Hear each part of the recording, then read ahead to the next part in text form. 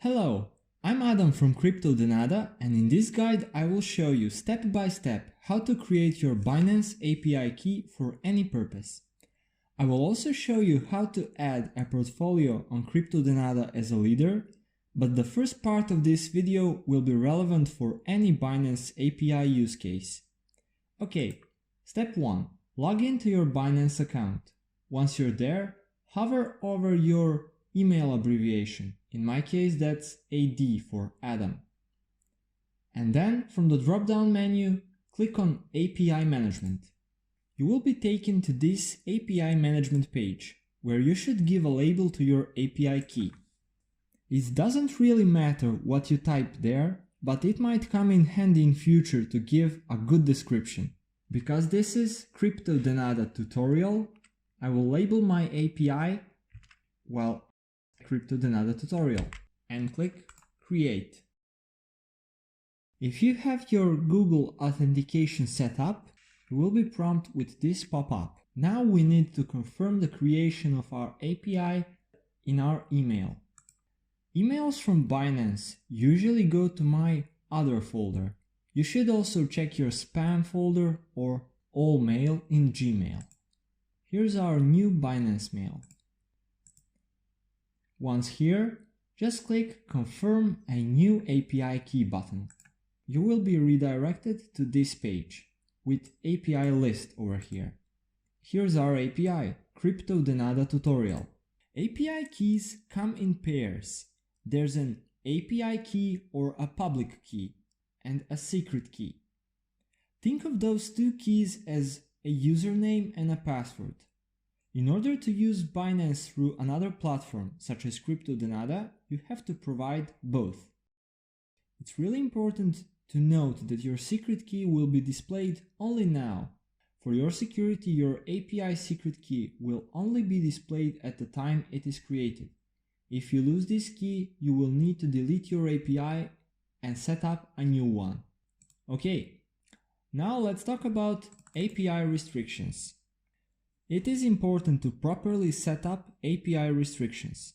Read-only API permission only gives the platform the ability to see your performance. Its use case would be to simply display your portfolio, in case you are an experienced trader and want to offer coaching or copy trade services. This is the least permissive API setting, and most of the platforms also require write permissions as well, or enable trading, in Binance's words. Enable trading mode includes read-only permissions, and as we already said, it gives permission to the platform to trade. Why does Denada ask for enable trading permission? Because we offer functionalities that are not available on the Binance exchange alone. On Binance, you are all on your own, while on Denada, you can consult more experienced traders or simply copy their trades. Okay, let's connect our Binance API key with our Denada portfolio. Let's head over to Denada dashboard. I'm using our platform as a leader, so I have this Create Portfolio button. When I click on it, I will be redirected to this page. My exchange is Binance by default, and here I need to paste my API public key. Let's copy this and paste it right here. Secret key will go over here, and I click Save. Now let's add some trading pairs. Since I only trade Ethereum, I will choose this one. Click Add and choose Sharing Period.